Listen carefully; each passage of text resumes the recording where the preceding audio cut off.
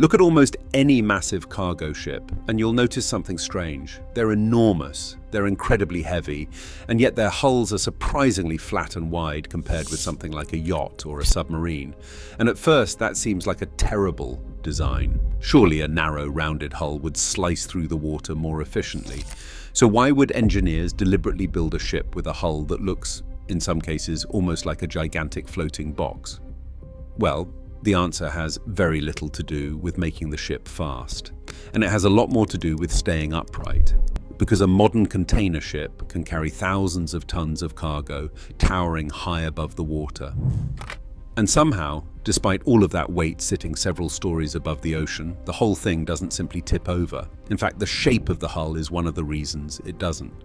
But here's where things get interesting. A flat-bottomed cargo ship stays upright for a completely different reason than a sailing yacht does.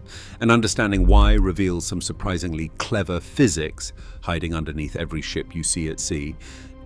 Let's start with the obvious question: why make a ship wide and flat?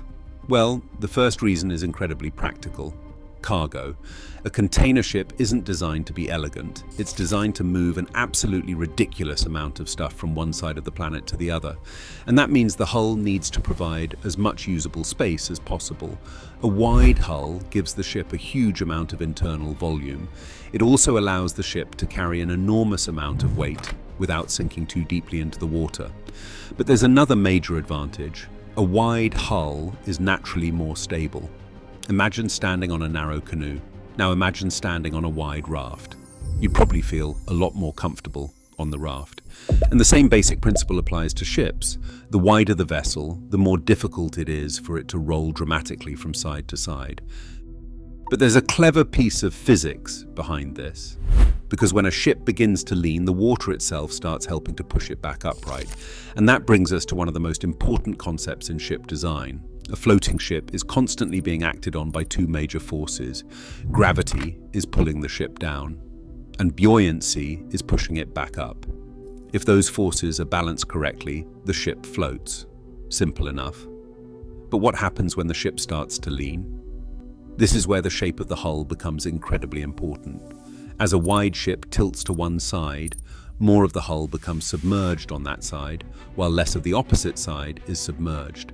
That changes the distribution of buoyancy underneath the vessel. The center of buoyancy effectively shifts, and this creates a righting force that helps push the ship back towards an upright position. This is known as form stability. In other words, the ship's shape is helping keep it upright, and this is particularly useful for huge cargo ships. Because you can have thousands of tons of containers stacked high above the waterline, but the broad hull underneath provides a powerful, stabilizing effect. It's almost as if the ocean is constantly saying, "Don't worry, mate, I've got you," which is probably the most supportive thing the ocean has ever done. But here's the interesting part. If a wide hull can keep a ship stable, why don't all boats have enormous flat bottoms? Why does a sailing yacht look completely different? And why does a submarine look like a giant underwater cigar? This is where ship design gets really interesting. Different vessels use different methods to remain stable. Take a sailing yacht. A yacht typically has a much narrower hull than a container ship. If you put thousands of containers on top of it, it would probably have a fairly short career. But yachts can still remain remarkably stable. So what's going on? One important factor is weight stability. Many sailing boats have a heavy keel beneath the hull. That keel can contain a significant amount of weight positioned well below the center of the vessel. And when the yacht tilts, gravity acting on that low weight helps pull the boat back towards an upright position. So instead of relying primarily on the width and shape of the hull, the yacht is using its weight distribution to help keep itself stable. And submarines take this concept even further. They need to control not only whether they roll from side to side, but also whether they rise or sink. That's why submarines use ballast systems and carefully controlled weight distribution.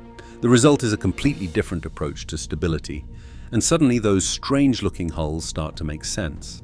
A container ship is basically saying, "I'm wide, so I'm stable." A yacht is saying, "I'm narrow, but I've got a very heavy bit underneath me." And a submarine is saying, "Actually, I'd quite like to control where I am in 3 dimensions." But if flat-bottomed ships are so stable and can carry so much cargo, there must be a downside. And there is. A flat or wide hull isn't automatically the best hull. In fact, every ship is a compromise. A wider hull can provide excellent stability and enormous cargo capacity. But the shape of the hull also affects how easily the ship moves through the water. Water creates resistance, and the faster you try to push a large object through it, the more important that resistance becomes. This is one reason racing boats and high-speed vessels often have much narrower and more streamlined hulls. But here's the key. A container ship doesn't need to win a race. It needs to transport thousands of tons of cargo while using as little fuel as reasonably possible. If a ship takes a little longer to cross an ocean but can carry vastly more cargo, that can be a very good trade-off. And this is why naval architecture is all about compromises. You want stability, you want cargo capacity, you want efficiency, you want reasonable speed, you want good maneuverability, and preferably you don't want the ship to fall over. That last one tends to be quite important. So engineers don't simply ask, what's the best hull shape? They ask, what's the best hull shape for this particular job? And that's why the world's ships can look so dramatically different from one another. So why do ships have flat bottoms? The answer isn't simply because flat bottoms are better, it's because they're better for what many large commercial ships need to do. A container ship needs to carry enormous amounts of cargo. It needs to remain stable while carrying that cargo. It needs to operate safely across oceans, and it needs to do all of this economically. A wide hull helps provide the stability and internal volume required to make that possible. A yacht has completely different priorities. It needs to be lighter, more maneuverable, and often much faster relative to its size. A submarine has an entirely different set of problems. It needs to control its position beneath the surface and withstand the enormous pressure of the surrounding water. So there isn't one perfect hull shape, there is only the right hull for the right job. And that seemingly simple flat bottom underneath a giant container ship is actually doing something remarkably clever. It's using the shape of the vessel, combined with the physics of buoyancy and gravity, to help keep thousands of tons of steel, machinery, and cargo safely above water. So the next time you see a giant container ship cruising past the coast, don't look at that enormous flat hull and think it looks inefficient, because underneath the water there's a very clever piece of engineering at work. And perhaps the strangest thing of all is that the ship doesn't stay upright because the ocean is calm.